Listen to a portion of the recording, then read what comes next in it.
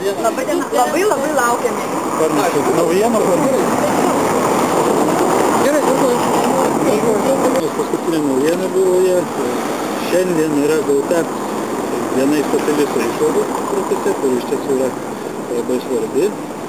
Tai remiantis surinktų duomenų visumą, priimtas sprendimas vieną asmenį buvo pripažinti įtariamuoju dėl naujagimio nesusitvarkymo. Ar jie yra sulaikyti? Vieną asmenį pripažinti įtariamuoju. Asmuo nesulaikytas ir neklaustas, kadangi tam nėra dalykų. Todėl, kad jisai užsienyje. Ar yra paskelbta jo paieška?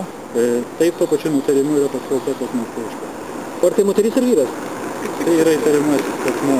O jisai susijęs su vaikais giminystės ryšiais kaip nors, ar tik tai nužudymu? Taip yra susijęs.